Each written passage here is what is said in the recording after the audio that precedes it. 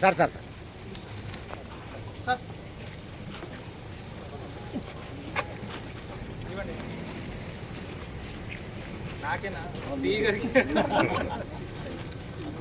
Sir okay Vijay sir sir sir sir photo మంచిగా okay మీరు దగ్గరికి వెళ్ళండి, మీరు దగ్గరికి వెళ్ళండి సార్. మీరు ఉండండి, మీరు మీ సిబ్బందిని సన్మానిస్తుంటే అన్నా బ్రదర్ సార్ ఒక్క నిమిషం సార్. Thank you sir.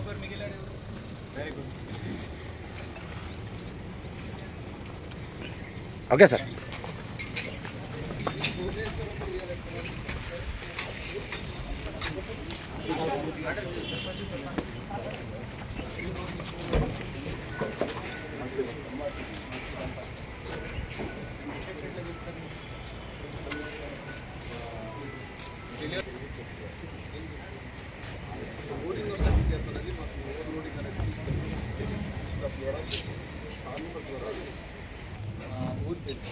కానీ ట్రాన్స్ఫార్మర్ చెక్ చేయాలంటే ఏం చెక్ చేస్తే తెలుస్తుంది.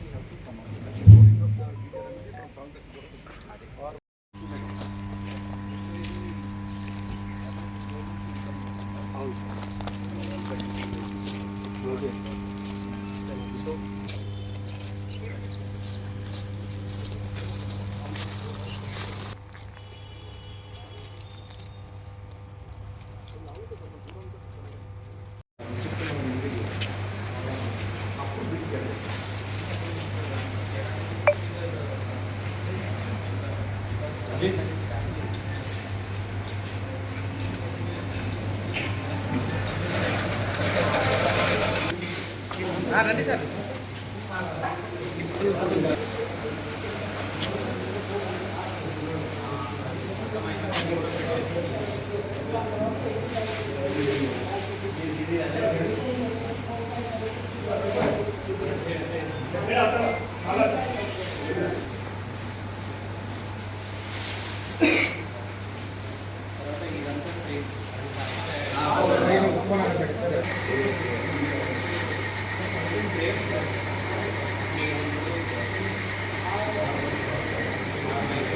ట్రాన్స్ఫార్మర్స్కి ఎప్పుడైనా మనకి స్టాక్ మెయింటెనెన్స్ చూసే విధంగా ఇప్పుడు ప్రణాళిక వేసుకున్నాము.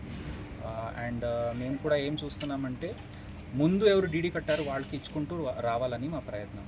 సో దట్ మన అధికారులకి ఎటువంటివి చెడ్డ పేరు రాదు, దట్ వీళ్ళు కావాలని తర్వాత డీడీ ఇచ్చిన వాళ్ళకి ఇచ్చారని అట్లా కాకుండా సీక్వెన్స్లో పోతే అందరికీ ఒక నమ్మకం ఉంటుంది, తృప్తి ఉంటుంది. అండ్ ఒత్తిడి కూడా మా అధికారులకి తగ్గుతుంది. ప్లస్ సఫిషియెంట్ పొజిషనింగ్ మేము తప్పకుండా అది చేస్తాం.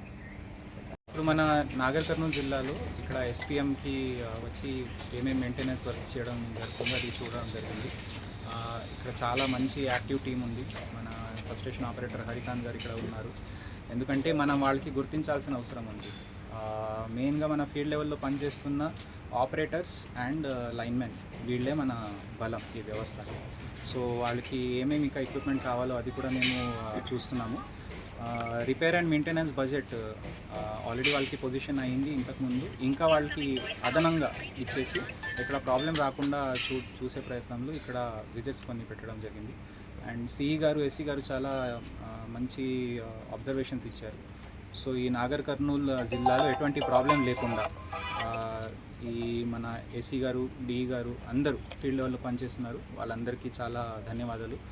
పౌరులందరికీ కూడా నా విజ్ఞప్తి ఏముందంటే ఎండాకాలంలో మనము కొంచెం ఏదైతే లోడ్స్ ఉన్నాయో అన్నీ ఒకేసారి అట్లా చేయాల్సిన అవసరం లేకుండా అవసరమంత వరకు మీరు పవర్ వాడినా పవర్ సప్లై చేసే స్తోమత మన ఎస్పీడీసీఎల్కి ఉంది. కానీ ఇంటర్నల్ వైరింగ్ కొంత జాగ్రత్తగా చూడాలి. ఎందుకంటే సప్లై అయితే మేము ఇవ్వగలుగుతాం, కానీ ఇంట్లో ఉన్న వైరింగ్ జాగ్రత్తగా చూస్తే అగ్ని ప్రమాదాలు కాకుండా అవుతుంది.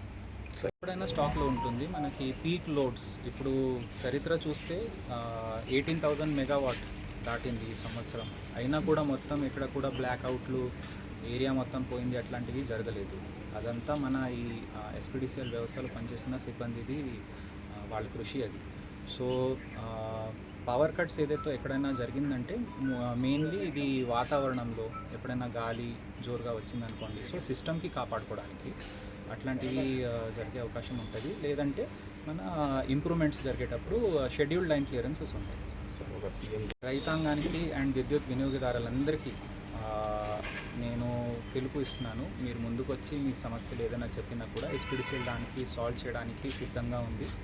అండ్ ఓన్లీ సలహా ఇవ్వడమే కాదు, కలిసి వాళ్ళకి ఎట్లా మనము రైతులకి మనం ఇచ్చే కరెంటు ద్వారా వాళ్ళకి ఇంకా మంచి ఆదాయం వచ్చే పద్ధతి కూడా మేము వాళ్ళకి ట్రైనింగ్ ఇచ్చి తెలియజేయాలని మా ప్రయత్నం ఉంటుంది.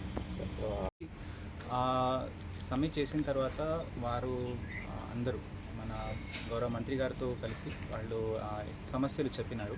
మంత్రి గారు కూడా పాజిటివ్గా స్పందించి వాళ్ళ ఇష్యూస్కి ఏమేమి చేయగలుగుతామో అది చూడాలని ఒక ఆదేశాలు ఇవ్వడం జరిగింది. సో మన స్పెషల్ సిఎస్ సార్తో చర్చ చేసుకొని వాళ్ళది సెలవు సంబంధించిన లీవ్స్ రిలేటెడ్, ఇంకా వాళ్ళకి కంపాషనేట్ అపాయింట్మెంట్లో కొన్ని సమస్యలు ఉన్నాయి, ఇంకా మెయిన్ వాళ్ళ కోరికలు ఏదైతే ఉన్నాయో ఇంక్రిమెంట్ ఒకటి అట్లాంటివి, సో అది పాజిటివ్గానే చూడడం జరుగుతుంది. సో ఆ నిర్ణయం అతి త్వరలోనే వాళ్ళకి ఇచ్చేసి వాళ్ళకి మంచిగా ఆర్టిజన్స్కి కూడా మంచిగా ఒక ఫలితం ఇవ్వడానికి చర్చలు జరుగుతున్నాయి. 10 days అని చెప్పారు. 10 days. సో ఇంప్రూవ్మెంట్ అంటే అదే అండి, ఇప్పుడు వాళ్ళు ఏం కోరుతున్నారు, ఏం చేయగలుగుతాం మనం, అది ఒక అసెస్మెంట్ జరగాలి. చర్చ చేస్తేనే అది తెలుస్తుంది. కాబట్టి డైరెక్ట్గా అయిపోయింది అట్లా డిక్లేర్ చేసే కాకుండా మళ్ళీ వాళ్ళకి ఇంకా బాధగా అనిపించవద్దు, దట్ కరెక్ట్ నిర్ణయం తీసుకోలేదని అట్లా అనిపించదు. కాబట్టి అది సమన్వయం అండ్ చర్చతోనే మార్గం దొరుకుతుంది. సో అదే నడుస్తుంది. అతి త్వరలో వాళ్ళకి చెప్తాం.